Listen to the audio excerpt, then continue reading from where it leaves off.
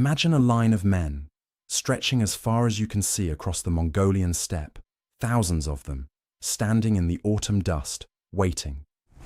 One by one, they are brought forward. A wooden cart sits in the middle of the field. Nothing special about it, just an ordinary Mongolian cart, the kind used to haul supplies, to move a family's belongings across the grassland. The wood is worn smooth from years of use. The wheels are caked in dried mud from the last river crossing.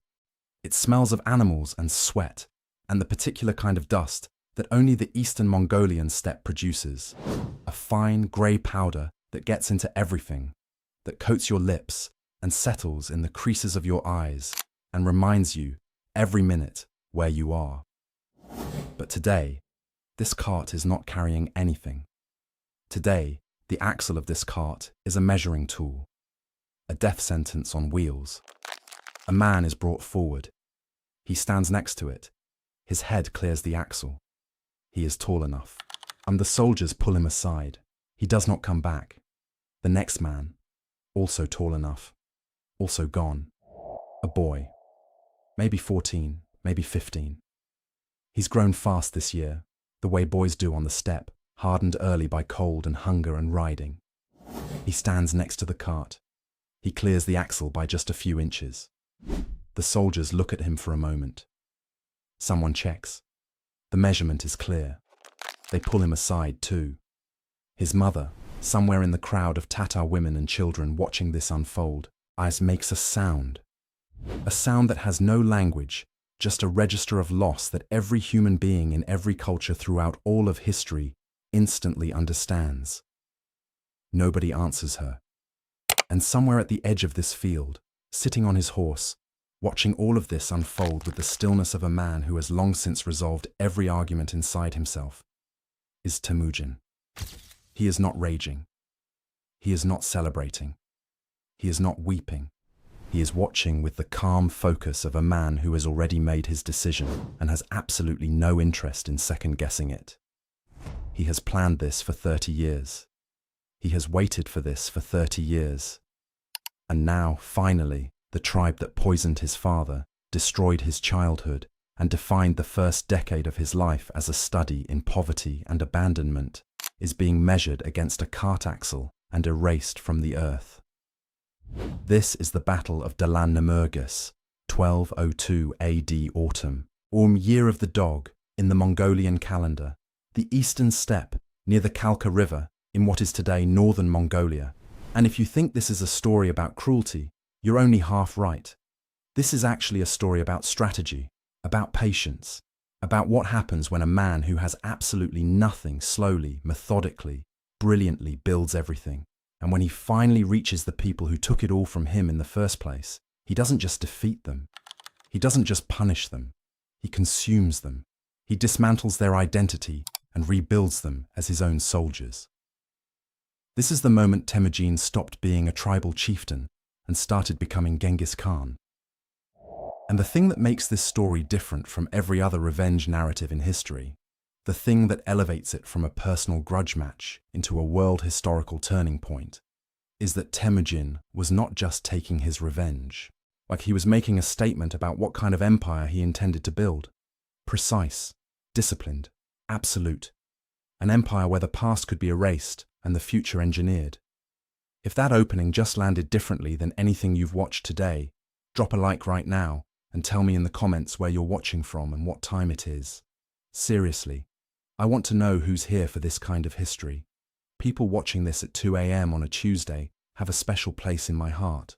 Let's get into it. But here's the thing. That scene you just witnessed, that measuring line, those executions, that cold and deliberate erasure, it didn't come from nowhere. Nothing in history ever does. Every atrocity has a backstory. Every moment of apparent madness has a logic, if you're willing to follow the thread far enough back. To understand why Temüjin stood in that field in 1202, overseeing one of the most calculated acts of tribal annihilation in the ancient world, we need to go back, way back. Back to a steppe that looked nothing like an empire.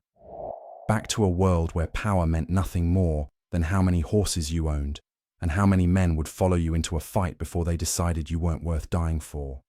It is the 1160s. The Mongolian plateau, a vast wind-scoured expanse stretching across what is today northern Mongolia and into southern Siberia, is carved up between 5 great tribal confederations: the Mongols, the Tatars, the Kerate, the Naiman, the Merkit. These are not nations in any sense we would recognize today. There are no borders with customs officers and maps. There are no capitals, no tax systems, no standing armies in the conventional sense. These are nomadic war machines in a constant state of low-grade collision, raiding each other's herds, stealing each other's women, murdering each other's chiefs at feast tables, and forming alliances that last exactly as long as they remain convenient and dissolve the moment they don't.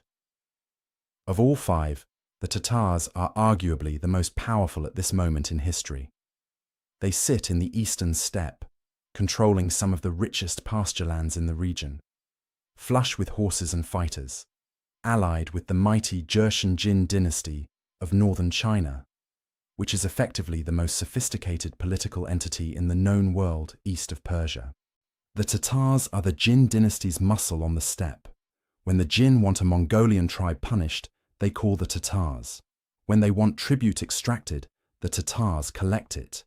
This arrangement has made the Tatars extraordinarily powerful and extraordinarily comfortable in their position. They have one weakness, though. One thing they did carelessly, sometime around the year 1171, was that they probably forgot about it almost immediately afterward. They poisoned the wrong man's father.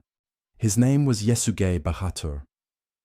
He was a chieftain of the Borjigin clan of the Khamag Mongols, not the most powerful man on the steppe, but a man of real standing, a man with allies and warriors and enough reputation to matter.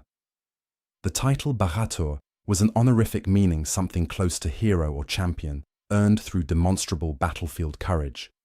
Yesugei was not a pretender, and he was the real thing, a genuine steppe warlord with a lineage that traced back through Mongolian nobility to figures who had mattered for generations.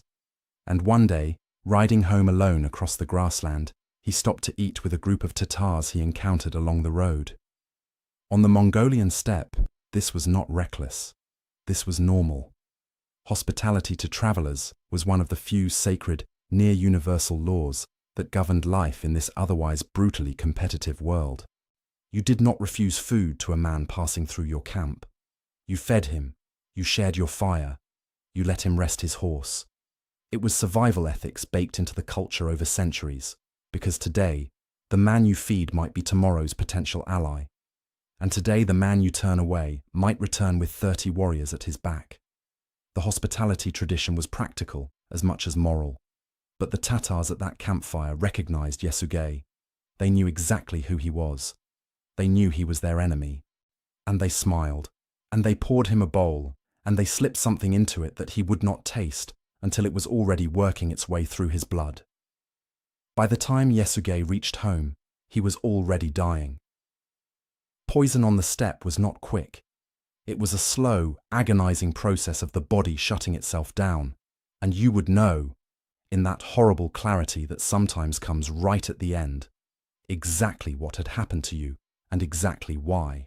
Was he had enough strength left to call for his son to be brought back from the Ongirat tribe, where 9-year-old Temüjin had been living as a future son-in-law to his betrothed Berta's family. A trusted retainer named Munglig rode hard to retrieve the boy. Yesugei died before Temüjin could say goodbye. And then, in one of those moments that tells you everything you need to know about the brutal logic of steppe politics, Yesugei's entire clan abandoned the family. Just like that. Here today, and gone tomorrow. They packed their belongings, rounded up their horses, and rode away from the widow Hoelun and her children as though they had never existed. This requires a moment of explanation, because from our modern perspective, it seems almost incomprehensibly callous. But on the 12th century Mongolian steppe, the logic was coldly rational. A dead chieftain's family had nothing to offer a clan. They were mouths to feed, not assets to exploit. For Hoelun was not of the Borjigin clan by birth. She had been abducted from a Merkit man on her original wedding journey, claimed by Yesugei, and had spent her married life as an outsider who owed her position entirely to her husband. With Yasuge dead, that position evaporated. The clan had no obligation to sentiment. They had obligations to survival, and survival meant not wasting resources on a widow and her children. So Hurlun raised 6 children alone. They ate berries, they dug for roots, and Temüjin and his brothers hunted marmots, fished the rivers, and survived on whatever the land and their own ingenuity provided. The secret history of the Mongols, the only Mongolian primary source we have from this era, written after Temüjin's death and preserving both historical memory and considerable hagiographic embellishment, describes this period with a kind of stark, almost poetic brevity.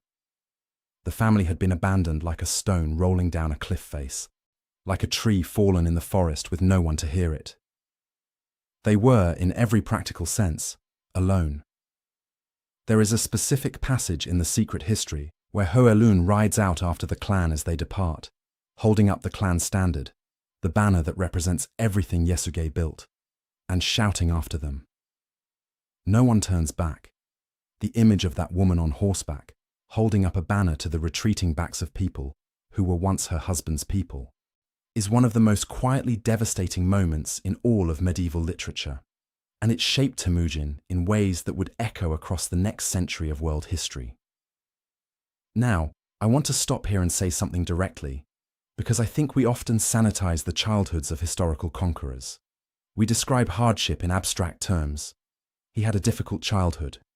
He faced adversity early, and then move on to the conquests. But let's actually sit with this for a moment. Temüjin was 9 years old when his father died. 9. He did not just lose a parent. He lost his entire social world overnight. His clan, the people who were supposed to be his people, turned their backs and rode away. And the men responsible for starting all of this? The Tatars who poisoned Yasuge at a campfire and probably rode home thinking nothing of it. They were still out there on the eastern steppe, fat and powerful, and allied with the most dangerous dynasty in Asia. That combination, catastrophic loss, specific identifiable cause, and the complete absence of any authority figure to seek justice from, does not produce a bitter, broken boy. Not in Temüjin's case. It produces something far more dangerous. It produces a calculating, patient, absolutely cold-eyed young man who keeps a precise internal ledger of every single thing that was ever done to him, and who, unlike most people who carry that kind of wound, actually builds the capacity, over decades, to one day settle every account. The boy who survived on marmots by the Onon River in the 1170s was already becoming the man who would stand in that field in 1202. The cart axle was already, in some sense, being constructed. It would just take 30 years to arrive. The steppe does not reward sentiment, it rewards leverage. And Temüjin understood this before most men twice his age. When he was around 16, he rode to the Ongirat tribe to claim his betrothed, Berta, the girl his father had arranged for him before his death. He didn't ride there because of romance, though by all accounts the marriage did eventually become a genuinely close and formidable partnership. He rode there because Berta's family was a connection, and connections on the 12th century steppe were the only currency that actually held its value. Her father, Dei Sechen, and recognizing something in this serious-faced teenage boy that most people would have missed entirely, presented Temüjin with a magnificent sable fur coat as a bride gift. Most boys his age would have worn it. Temüjin took that coat directly to Togrul, the powerful Khan of the Kherate tribe, the man who had sworn brotherhood with his dead father, Yasuge. He offered the coat as tribute, invoked the old bond with a formality that belied his age, and said in effect, "My father is gone, but I am here. I remember the obligations between your houses, and I am asking you to honor them by being a father to me." It was a masterclass in political maneuvering from a teenager with almost nothing to his name, not begging, positioning, not asking for charity, invoking debt. Togrul agreed. And with that agreement, Temüjin suddenly had something invaluable, a powerful patron who had every reason to want him to succeed and every resource to help make it happen. Not long after, The Merkit tribe raided Temüjin's camp and kidnapped Berta. On the steppe, this was the ultimate humiliation, the public theft of a man's wife, a declaration that he was too weak to protect what was his. It was provocation, insult, and threat, all folded into one.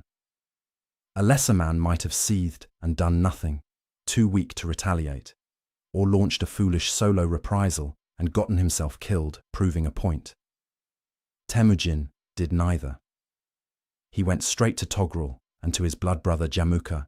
He rallied their combined forces with the precision of someone who had already thought through the logistics and launched a coordinated strike against the Merkit that was so overwhelming the battle was effectively over before the Merkit fully understood they were in one. Berta was recovered, and Temüjin's reputation, instead of being permanently damaged by the humiliation of her capture, was dramatically enhanced by the ferocity and speed of the response. This is already the pattern. I'd watch for it, because it repeats throughout his entire rise. Every crisis, Temüjin converts into a demonstration. Every insult, he transforms into proof of what he can do. The steppe is watching, and the steppe, which respects exactly one thing above all else, is increasingly impressed. But then, around 1186, Temüjin was elected Khan of the Mongols by a growing coalition of followers, and this is where things get complicated. Because Jamuka noticed, and Jamuka did not like it. And these two men had been blood brothers, and in Mongolian, a bond treated as sacred, sometimes closer than family. They had shared a sleeping blanket as teenagers, traded gifts, sworn loyalty to each other in the old ways. But they had developed fundamentally different visions for what the steppe should look like, and those visions were genuinely irreconcilable. Jamuka believed in the old aristocratic order. Lineage matters. Bloodlines matter. The son of a chieftain leads because of who his father was, and the traditional hierarchy of tribes and clans is the bedrock on which steppe society rests. It had always worked this way. It was the way things were meant to be. Temüjin believed in something that sounds almost shockingly modern when you say it plainly. The person who can do the job should get the job, regardless of who their father was. Competence matters more than lineage. Loyalty to the leader, not to the clan, is the organizing principle of real power. Reward merit, punish failure, promote talent wherever it appears. These are not just different political philosophies sitting next to each other in a debate. They are incompatible operating systems for society. You cannot run both simultaneously. And when Temüjin was elected Khan and followers began gravitating toward his camp rather than Jamuka's, because people who had talent but no noble birth suddenly saw a future for themselves under Temüjin that they could never have under the old system, Jamuka decided to settle the philosophical argument with 30,000 cavalry.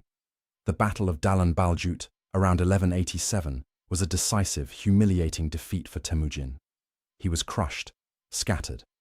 And what followed was roughly 10 years of historical near silence, a gap in the record that the official Mongolian sources simply refuse to address. The most credible modern historians, including Paul Rachnevsky and Timothy May, believe Temüjin almost certainly spent a significant portion of this dark decade as something close to a servant or low-level soldier in the service of the Jurchen Jin dynasty in northern China. A Chinese official named Zhao Hong actually recorded that Genghis Khan spent years as a slave of the Jin. For centuries, Mongolian scholars dismissed this as Chinese nationalist slander. Now most historians think it's probably true. Let me dwell on this, because I think it's one of the most important and overlooked facts in the entire story. The future conqueror of the known world, the man who would one day reduce the Jin dynasty to ash and rubble, may have spent years in their service, possibly sweeping their floors or grooming their horses, or performing whatever tasks a displaced Mongolian warlord would be assigned at the bottom of the Jin administrative structure. That is a fall of almost unfathomable depth. From elected Khan of the Mongols to servant of the dynasty, he would one day destroy. But here is what I actually believe happened during those years, and I say this with real conviction, based on the evidence of what emerges immediately after. Temüjin watched. He studied. is he catalogued.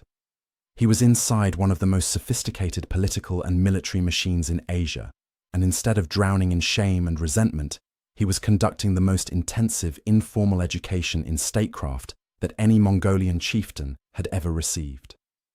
How the Jin organized their armies into coherent, scalable units. How they enforced discipline across vast distances. How they administered populations too large for personal relationships to hold together. How do you build something that doesn't fall apart when the founder dies? He was, without planning it, completing a graduate degree in empire building at the expense of the empire he would eventually overthrow. And there's one more thing about Dalan that matters enormously to the story. After his victory, Jamuka committed an act of cruelty that backfired spectacularly. He had 70 of Temüjin's captured soldiers boiled alive in cauldrons. This was not merely brutal. It was the kind of gratuitous, performative cruelty that makes even your own people nervous. Followers who had sided with Jamuka began drifting away in the weeks that followed. The man who had just won the military confrontation was hemorrhaging in the political one. The steppe respected toughness. It did not respect sadism. And in the long run, how a leader treats his enemies tells his own followers exactly what they can expect if they ever become inconvenient. When Temüjin re-emerges into the historical record around 1195, and the transformation is immediately visible to everyone who encounters him. He is quieter, more deliberate, more architecturally minded about power. He thinks about it the way an engineer thinks about a load-bearing structure, always asking what will hold under pressure and what will collapse. In 1196, the Jin dynasty turned on its Tatar vassals. The Tatars had overstepped, had started acting contrary to Jin interests, and the Jin, who played all these steppe tribes against each other with practiced cynicism as part of a divide-and-conquer strategy going back generations, decided it was time to remind the Tatars who ultimately held power in this relationship. Togrul and Temüjin were both recruited to participate in the Jin's punitive campaign against the Tatars, essentially serving as the Jin's steppe attack dogs. Temüjin agreed immediately. He rode against the Tatars for the first time in an organized, a large-scale military capacity. He tasted it, the engagement, the victory, the particular satisfaction of hitting the people he had been waiting to hit, and he was rewarded afterward by the Jin with an honorific title that, while minor in Jin terms, carried real weight on the steppe. It was, in short, an audition, and he performed well. Around 1197, he dealt with the Jurkin clan, supposed allies who had taken advantage of his absence on a Tatar raid to loot his own property. Temüjin's response was characteristic and instructive. He cornered them, executed their leadership, and absorbed the remaining members into his own forces. No warnings, no second chances, no half measures. You betray me, you end. This was not rage, it was policy, applied with the cold consistency of a man who has genuinely thought through the long-term consequences of tolerance versus zero tolerance for treachery, and has reached a firm conclusion.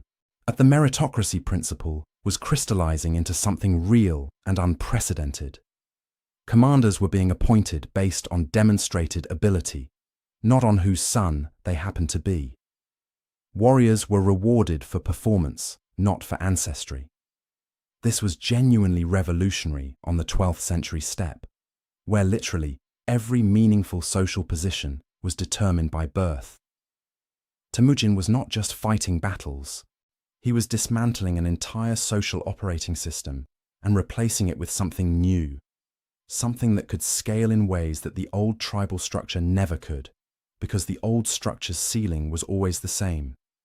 The moment the charismatic leader died, the whole thing fragmented back along bloodlines. Temüjin was building something that was supposed to outlast him. That distinction is everything. By 1201, Temüjin's growing power had become impossible to ignore and increasingly impossible to tolerate for everyone who wasn't him. The eastern steppe was reorganizing itself around his gravity, and the tribes and chieftains who had built their identities around the old order, the aristocratic hierarchy, the clan-based loyalty structures, the comfortable assumption that power flowed from blood rather than merit, were watching their world become obsolete in real time. And so they tried, one more time, to stop it.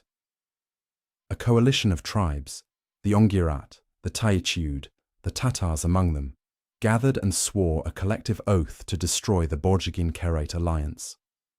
They elected Jamuka as their Gurkhan, meaning ruler of all the tribes, a title that was essentially a direct political counter to everything Temüjin represented.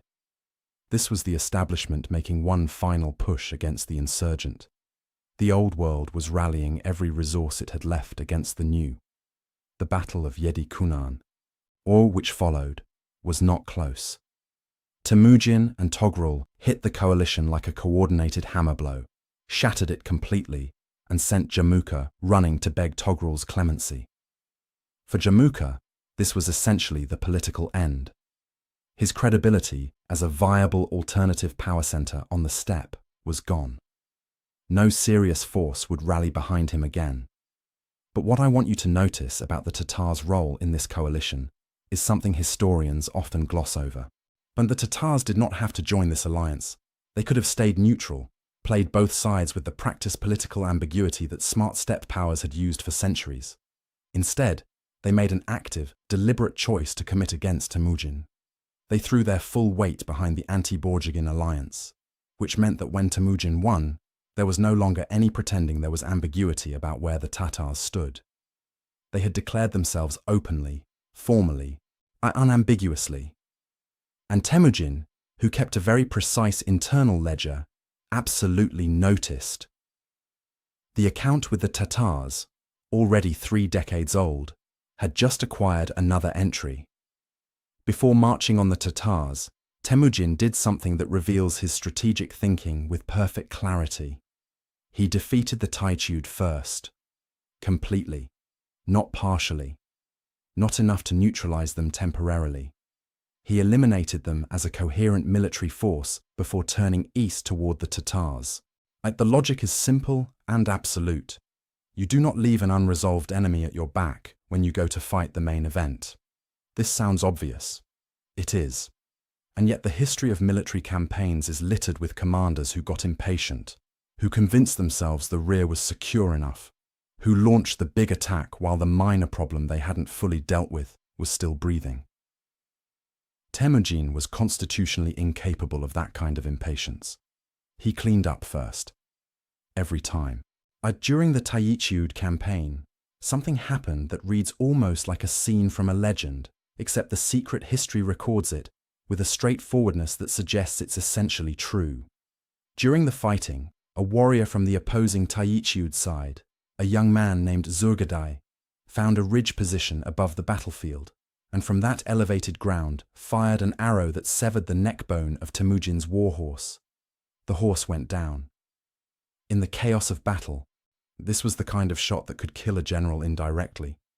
An unhorsed commander in a cavalry engagement is in serious danger. The shot was precise, audacious, and very nearly fatal in its consequences. After the battle, with the Taichiud defeated and their warriors assembled as prisoners, Temüjin did something unexpected. He stood before the gathered men and asked a direct question, loud enough for everyone to hear. Who fired that arrow? Who shot my horse from the mountain? Silence.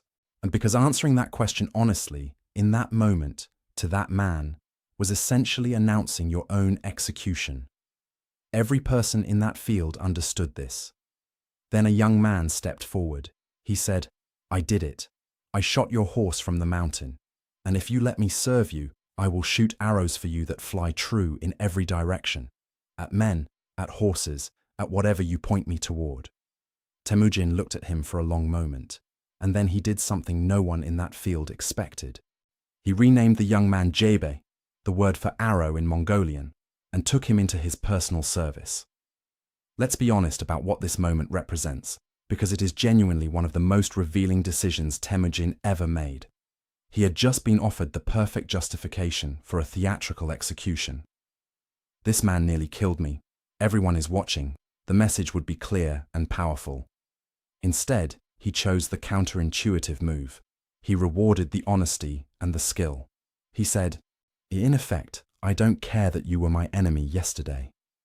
I care that when I asked a hard question, you stood up and answered it truthfully when every survival instinct told you to stay silent. That kind of courage, combined with that kind of accuracy, is exactly what I need around me. Jebi went on to become one of the most brilliant military commanders in human history. He would eventually lead campaigns that covered more ground than any general since Alexander. He would ride from the eastern Mongolian steppe all the way to the Caucasus Mountains and into the fringes of Eastern Europe, farther west than any Mongol had ever been. His tactical brilliance was matched only by his personal loyalty to Genghis Khan, a loyalty that dated to this single moment of honesty in a field full of terrified men. And it all started because Temüjin asked a question and rewarded the man brave enough to answer it. Now we arrive at what I genuinely believe is one of the most underappreciated moments in the entire story of Genghis Khan's rise. A moment that happened not on a battlefield, but in a command tent, before the march against the Tatars even began. Temüjin assembled his commanders and issued an order. The order was this: before any battle begins, no man is to stop and loot until the victory is completely and unambiguously secured. No one breaks formation to grab horses, weapons, treasure, livestock, anything, until Temüjin himself gives the explicit command. And if anyone breaks ranks to plunder while the battle is still in progress, they will not be disciplined or demoted or publicly shamed. They will be executed. Read that again slowly, because I think the full weight of it is easy to miss. On the Mongolian steppe in 1202, the fundamental economy of nomadic warfare was built on looting. You rode out, you fought, you won, you grabbed everything that wasn't bolted down, and you rode home rich. That was why you fought. The loot was the point. The loot was the reward that made the risk of dying worthwhile. It was how leaders rewarded followers, how followers fed their families, how steppe politics worked at the most basic material level. Removing it wasn't just changing a rule, it was restructuring the entire incentive architecture of warfare as everyone in that tent had ever understood it. Temüjin was saying, the complete destruction of the enemy, the securing of total, irreversible victory, matters more than getting rich today. He was asking warriors who had never thought past the immediate tactical horizon to suddenly think strategically. He was asking them to delay gratification, to trust that the long game would pay out bigger than the short game, to believe in the institution more than the individual raid. The reaction was exactly what you'd expect. Some of his own relatives, men with names, men with status, men who had ridden with him through years of hardship, refused. They would not accept the new rule. And they left. They rode away with approximately 10,000 warriors, 10,000 men. On the eve of the most important campaign of his career, against the most formidable enemy he had yet targeted, Temüjin watched 10,000 of his fighters ride away rather than accept his new decree. He did not chase them. He did not negotiate. He did not soften the order to preserve the alliance. He watched them go, turned back to the men who stayed, and marched east. That decision, that choice of principle over personnel, is where I would draw the line between Temüjin the chieftain and Temüjin the empire builder. It is the moment he demonstrated that his vision of what this army should be was not a preference or a suggestion or a negotiable position. It was a foundational requirement, and he would enforce it against anyone, and including family. That is the difference between a warlord and an institution. That is the choice that makes what comes next possible. The Tatars were waiting to the east. The year of the dog was burning toward autumn, and Temüjin was coming with a leaner, more committed, more ideologically coherent force than he had ever led before. Autumn, 1202. The Mongolian calendar called it the Year of the Dog, an auspicious year in the 12-year cycle, a year associated with loyalty and decisive action. Temüjin had spent the previous winter at a place called Kaya, consolidating his forces and finalizing his plans. Now, with the summer heat fading into the crisp cold that descends on the eastern steppe like a verdict, he was moving. His forces were moving eastward toward the Kalka River region, the heartland of Tatar territory, where the four main Tatar subgroups maintained their camps across the grasslands between the river systems. He was moving with Ongkhan's Kherate forces operating in parallel to the north, driving simultaneously against the Murkit, a coordinated dual campaign that ensured the Tatars could not realistically expect reinforcement or relief from any direction. The steppe was being squeezed from multiple sides simultaneously.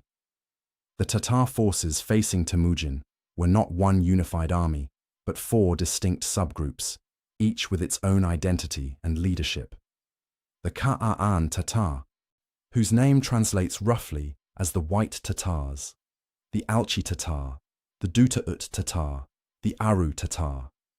Their paramount leader was a man named Yekicheren, and these were experienced, capable warriors who had been the dominant military force in eastern Mongolia for decades. They had beaten back challenges before. They had survived pressure campaigns, weathered coalitions, and outlasted enemies. They were not going to break easily, and anyone who expected them to do so underestimated them dangerously. The battle site, Dalan-Nemürges, is described in Mongolian chronicles with that particular geographic poetry that ancient sources sometimes stumble into. The location had, according to the secret history, 13 distinct faces or sides, shaped like the flank of an ox, meaning broken, irregular terrain with ridges and river bends, and the kind of natural features that reward a disciplined, the coordinated force while punishing one that relies on individual warrior bravado. This terrain suited Temüjin's new army. It did not suit the traditional Tatar style of fighting. What happened at Dalan-Nemürges was not a chaotic tribal clash of the kind that had dominated steppe warfare for centuries. It was something categorically different, a coordinated, disciplined, multi-directional assault by an army operating on a fundamentally higher level of organizational coherence than anything the Tatars had previously encountered from a Mongolian force. Temüjin's units moved in concert. When one flank pushed, the other maintained pressure. When the Tatars attempted to concentrate their defense at one point, a force appeared at another, and, crucially, devastatingly, no one broke away to loot when they overran Tatar positions. Not one man. This last point cannot be overstated in its tactical significance. In every traditional steppe battle before this moment, the instant an attacking force breached an enemy camp, the assault dissolved into a scramble for plunder. This was predictable. It was so predictable that defending forces built it into their calculations. You absorbed the initial hit, waited for the attack to fracture into looting, and then counterattacked the disorganized mob that had been an army 30 seconds earlier. It was a reliable tactic precisely because the looting impulse was so deeply ingrained that no one had ever successfully suppressed it in the field. Temüjin had suppressed it, with a combination of genuine belief in the decree among the men who had stayed, the ones who understood what he was building, and the very real threat of execution for anyone who broke ranks. His force stayed cohesive at the exact moments when traditional steppe armies fell apart. The Tatars had no counter for this. Their defensive calculations assumed an enemy who would eventually stop to grab things. Temüjin's men never stopped. The Tatar formation fractured under sustained, relentless, multi-directional pressure. They fell back, and then they fell back further. And then they broke, streaming east and south toward the Ulqi-Silugelji River, the Tatar tribal encampments, the place they had always been able to fall back to and regroup. Temüjin followed without pause. Now, here is the moment I mentioned at the very beginning of this video that I want you to really hear, because it cuts through all the military narrative and shows you something else about this man. As Temüjin was riding forward through the chaos of the pursuit, he heard something that stopped him. A woman's voice, screaming his name. She was standing on a ridge, dressed in a red coat that stood out against the grey steppe like a signal fire, wailing Temüjin's name over and over, not as a battle cry or a curse, but as a desperate raw appeal to the only person she thought might be able to intervene. He sent a rider to find out who she was. The answer came back. She was Kadan, the daughter of Sorkan Shira, a man who had helped a young, captive Temüjin escape from the Taichud tribe years earlier, at enormous personal risk to himself. Her husband had been captured in the battle, and the soldiers were about to kill him. Temüjin rode to her himself. At a trot, through the middle of an active pursuit, he redirected to reach this woman on a ridge. He arrived too late. Her husband was already dead. The soldiers had not waited. He sat with her anyway. He made sure she was taken care of. He honored the grief. And then he continued the campaign. I want to dwell on this story because it is so easy to miss it amid everything else happening in this section of the narrative. And here is a man in the middle of orchestrating a campaign of deliberate, systematic annihilation, who stops to personally attend to a woman mourning her husband, because her father once showed him a kindness when he had nothing. That is not a contradiction. That is a man who keeps a ledger of obligations in both directions. The people who wronged him, yes, but also the people who helped him. He settled both kinds of accounts with equal precision. Kadaan's grief was not going to go unanswered just because it was inconvenient timing. That quality, the absolute consistency of his accounting in both directions, is, I would argue, one of the primary reasons Temüjin was able to build the kind of loyalty that held an empire together. His men knew he would not forget them. The people who helped him knew he would not forget them either. And the people who wronged him knew, with absolute certainty, that he would not forget that either. When the Tatar remnants were cornered at their encampments along the river, there was nowhere left to run. One by one, the Tatar leaders were brought in. Yeke Cheren, the leadership of the Ka'an, the Alchi, the Dutaut, and the Aru, the men responsible for years of Tatar power on the eastern steppe. And among them, somewhere in that reckoning, were the men connected to the poisoning of Yesugei in 1171, 30 years ago. Not all of them were still alive, of course, but the institutional guilt was there. The tribe that had done it was here. The account was being settled. Temüjin personally oversaw the executions of the Tatar leadership. The secret history does not dwell on his emotional state in this moment. It is matter of fact, almost eerily clinical. He does not make speeches. He does not deliver monologues about his father's death or his years of hardship on the steppe. He simply does what he came to do. And I find that silence more chilling and more revealing than any dramatic scene could have been. After 30 years, after everything he went through to get here, the revenge is accomplished. And the man doing it has become so thoroughly himself, so completely organized around his long-term purpose, that he doesn't need the catharsis of a theatrical moment. He closes the account and immediately turns his attention to the next problem. What to do with the surviving Tatar population. The battle was over. The pursuit was done. The Tatar leadership was dead. Now came the part of this story that elevates it from a military victory into a historical turning point.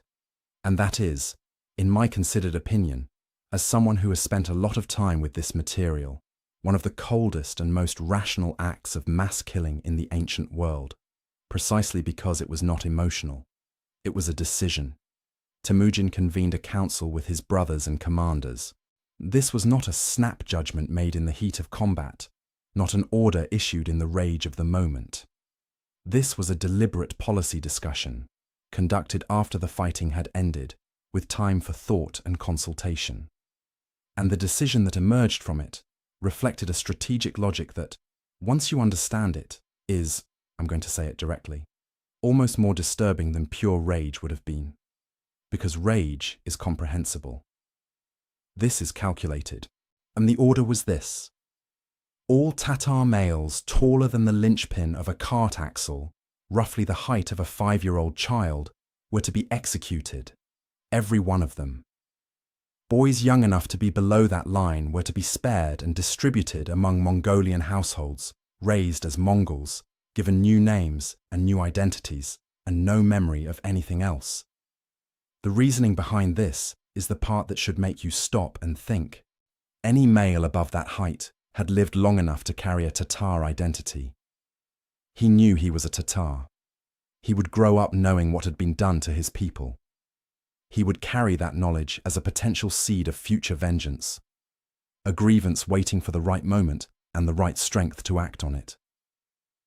Temüjin had spent 30 years carrying exactly that kind of grievance. He knew better than anyone what it produced. He was not going to leave that seed in the world if he could help it.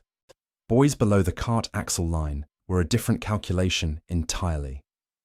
They were young enough that they would grow up with no real memory of a life before the Mongols. They would be raised by Mongolian families, in Mongolian culture, with Mongolian values and Mongolian loyalty structures. They would not know to want revenge because they would not know what they had lost.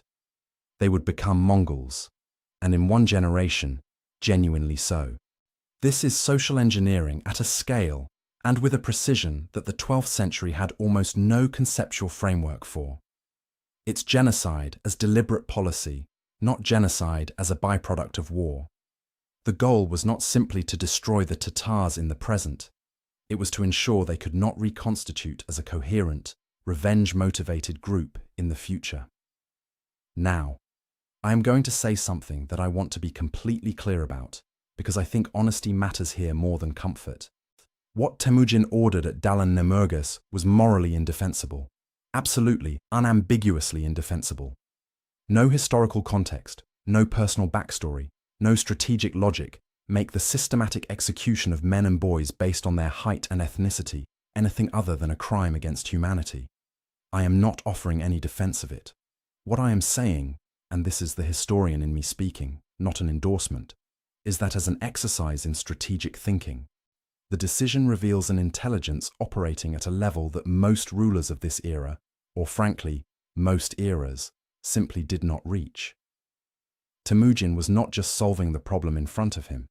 He was solving the problem 5 steps down the road. He was engineering a future rather than merely winning a present. That capacity, the ability to think that many moves ahead, that cold-bloodedly, is what separates him from the dozens of other tribal leaders who won battles and built nothing. The secret history of the Mongols records the execution process with a haunting matter-of-factness that tells you something important about the culture producing the document. This was not being written as an atrocity narrative. It was being written as a record of decisive, effective action, but read carefully, and the specific details it preserves are telling. Among the recorded incidents during this process, a young man was noticed standing apart from all the family groups being processed. But he was not with a clan. He was not with a tribe. He was just there, alone, trying to blend into the crowd of captives, trying to look like he belonged to somebody. When the soldiers asked what clan he was from, he gave himself away.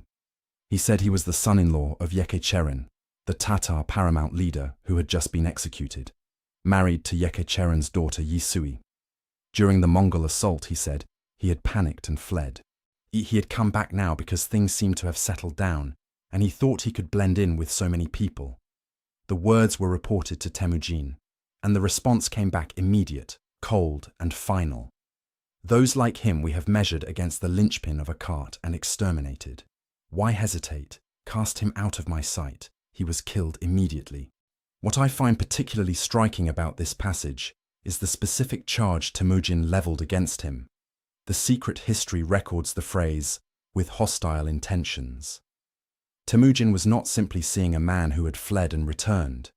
He was seeing a man who had potentially made a calculated decision. Survive, infiltrate, carry a hidden identity and hidden grievances into the heart of the enemy's camp and wait for the right moment.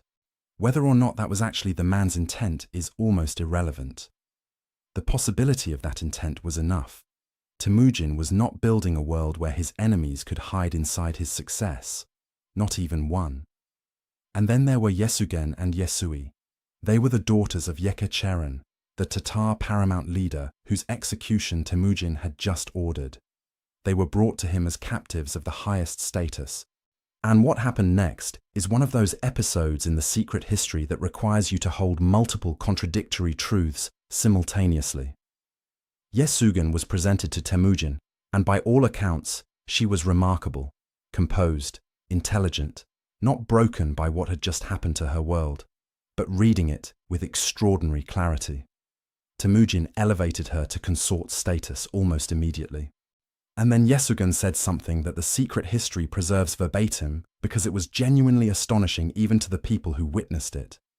She told him that if he wanted to care for her well, he should also take her elder sister, Yesui, as a wife. Because Yesui, she said, was a better woman than she was. Her father has just been executed. Her people have just been systematically destroyed around her. And she is calmly, strategically, advocating for her sister's position within her captor's household. This is not Stockholm Syndrome. This is a woman who has assessed her situation with absolute clear-eyed precision, understood that the world she knew is gone and the world that is replacing it has its own power structures and hierarchies, and has made the most effective move available to her within the constraints of her circumstances. She is protecting her sister by leveraging the only asset she currently has, Temüjin's attention. Both women became the principal wives of Genghis Khan. The daughters of the man he had just killed became members of his inner household. The Tatar bloodline, instead of being entirely erased, was threaded directly into the Borjigin imperial family. And the Tatar warriors, those who survived, those who were below the axle line, or those absorbed into Mongolian households, were reorganized into decimal military units and integrated into Temüjin's growing army. By the time Genghis Khan died in 1227, historians estimate that up to 32,000 Tatars were serving in his forces. The people he had destroyed as a political confederation had become the raw material of his empire. He didn't just erase them, he recycled them.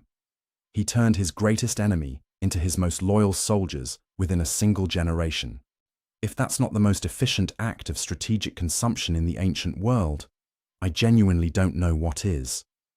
You would think that after Dalan-Nemürges, Temüjin could take a moment to breathe.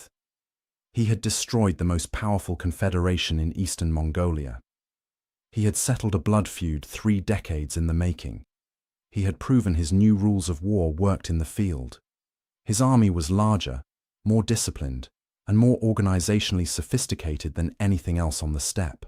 By any reasonable measure, he was the dominant power east of the Kerate. Which was precisely the problem.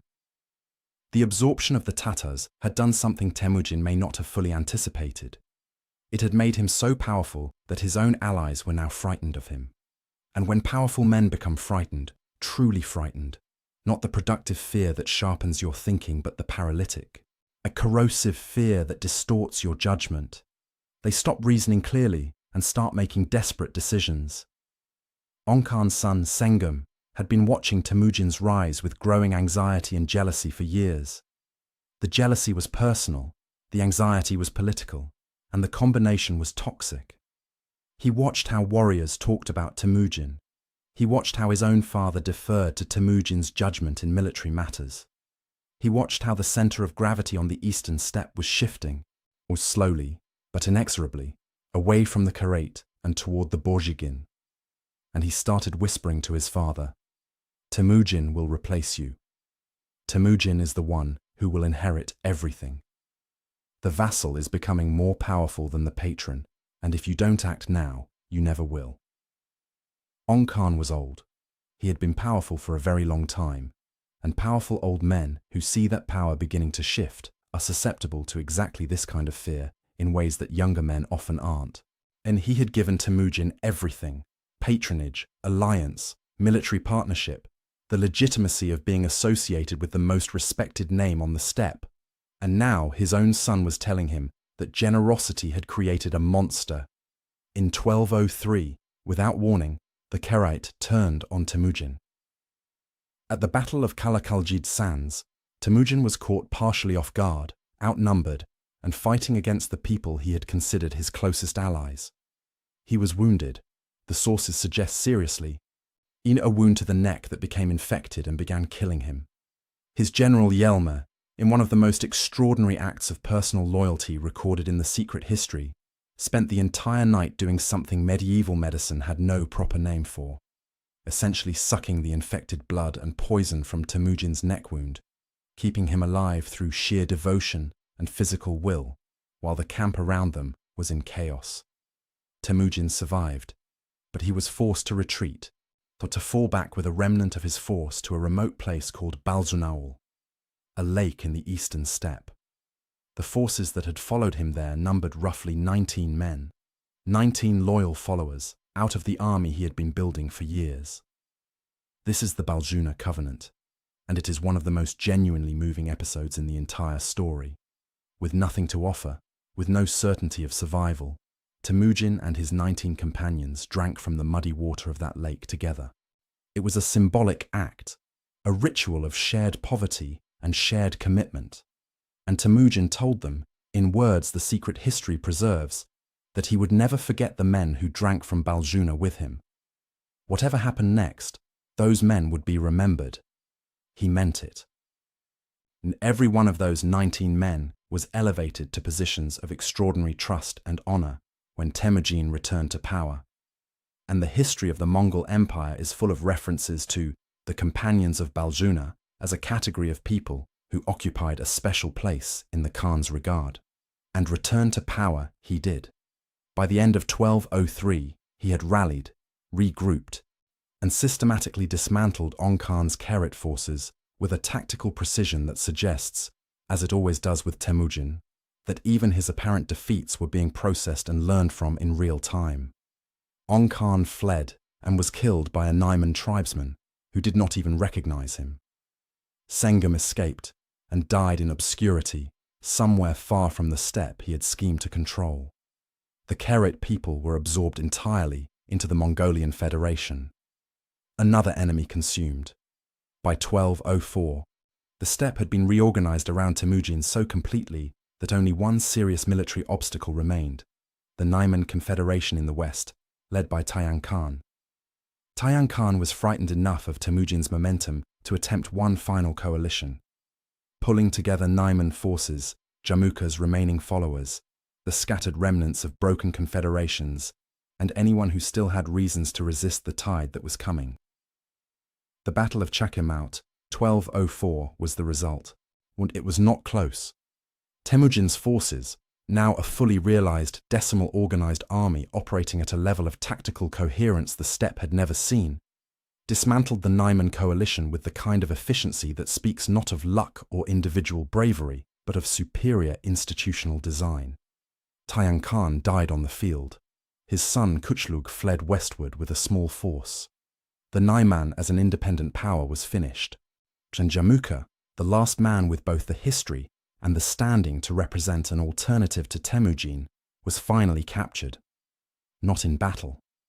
After it, betrayed by his own followers who had seen which way the wind was blowing and decided that delivering Jamukha to Temüjin was a better survival strategy than dying beside him. The exchange that followed between Temüjin and Jamukha is one of the most extraordinary passages in the secret history, and I want to give it the space it deserves. Temüjin offered him his life. After everything, the Dalan-Baljuk defeat, the years of rival coalition building, the decades of opposition, Temüjin looked at his old blood brother and said, "Come back to me. Let us be what we were when we were young. You have a place beside me." Jamukha refused. His refusal was elegant and final. He told Temüjin that in the sky there can only be one sun, that returning and living in Temüjin's shadow would make him a constant reminder of another world, a source of unease in the court, a thorn regardless of how generously he was treated. He asked only for one thing: to be executed without the spilling of blood, in the manner befitting a man of noble birth. A quick death, with dignity. Temüjin granted it. Jamukha was executed in the traditional Mongolian manner, bones broken, no bloodshed, and buried with full honors. The last rival, gone. The man who had crushed Temüjin at Dalan-Baljuk, who had boiled prisoners alive and thought he had ended the Borjigin line's ambitions, died by a courtesy he had never extended to his own enemies. I think about Jamukha a lot when I think about this period of history, and I want to say something honest about him. He was not a villain. He was a brilliant, charismatic, genuinely capable leader who happened to believe in the wrong operating system for the world he was living in. The aristocratic, lineage-based steppe order he championed was not irrational. It had worked for centuries and had its own internal logic and its own genuine virtues.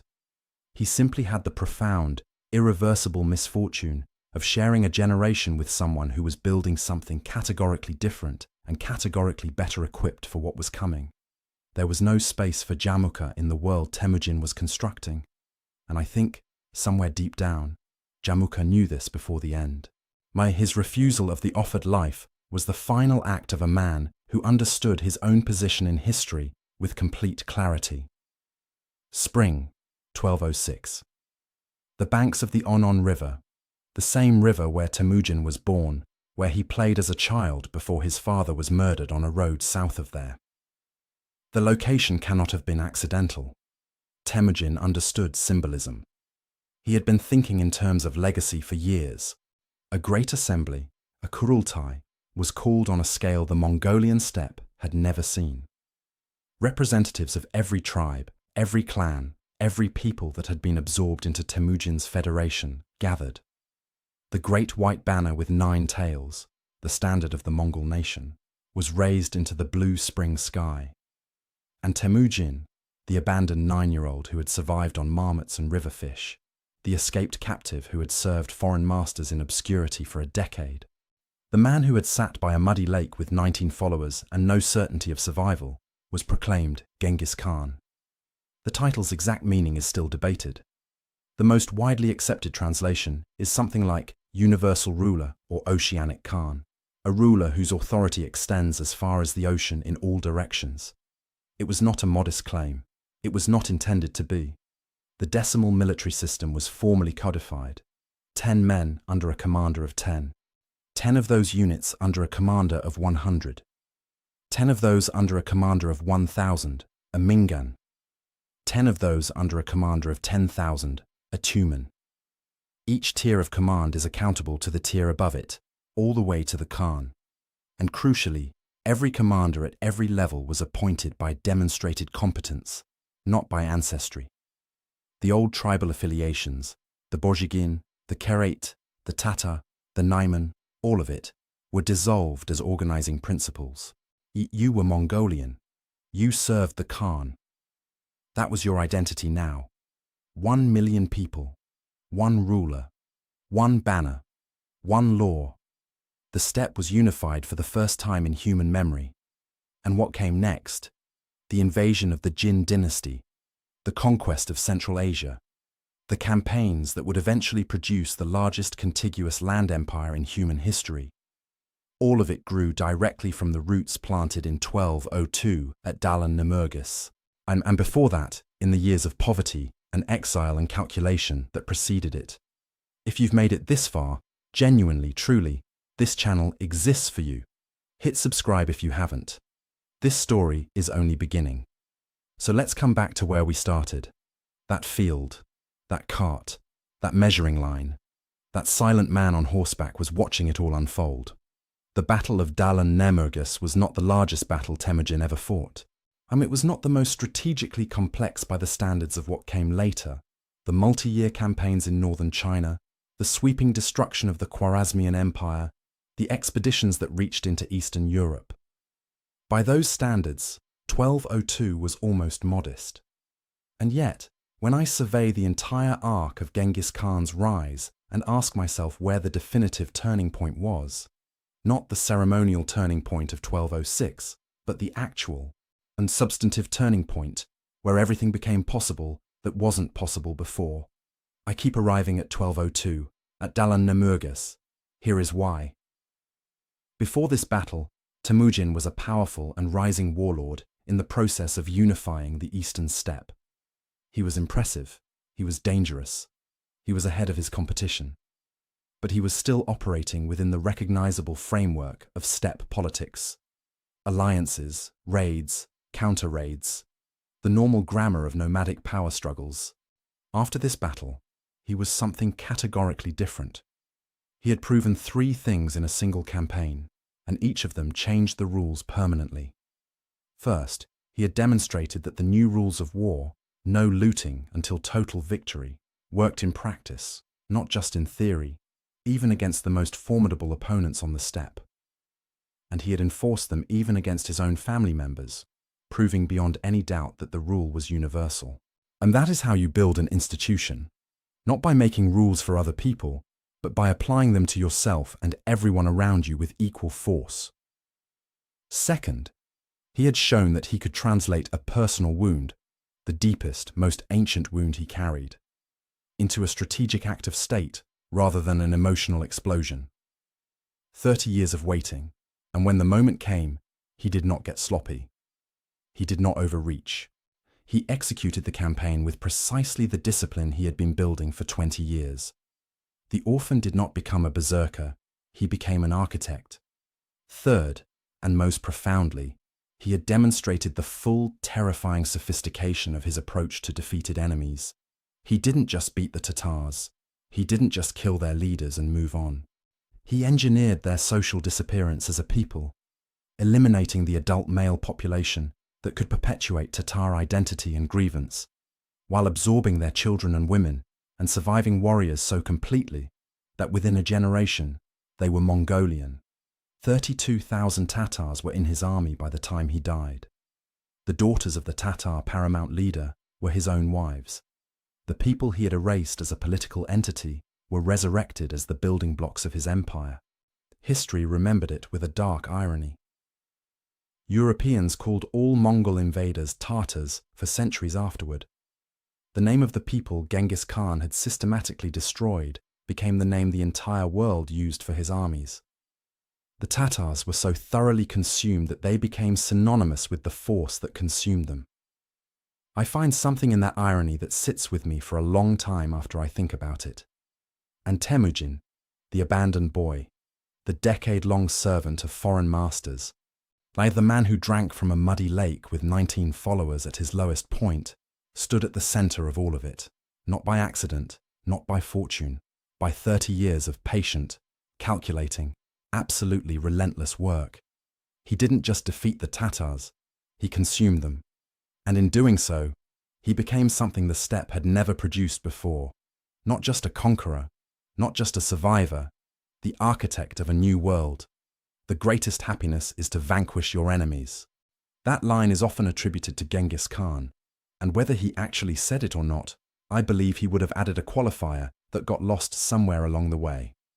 The greatest happiness is to vanquish your enemies, and then turn their children into your generals.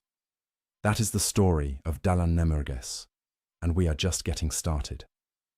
Next time, even as Temüjin stood at the absolute height of his power after 1202, a betrayal was already forming, from the single ally he had trusted most, be engineered by jealousy and fear.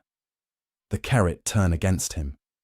The Battle of Kalakaljid Sands, a near-fatal wound, and 19 men at a muddy lake who chose loyalty when they had every reason not to. Subscribe so you don't miss it. And if this story hit the way I think it did, you know what to do.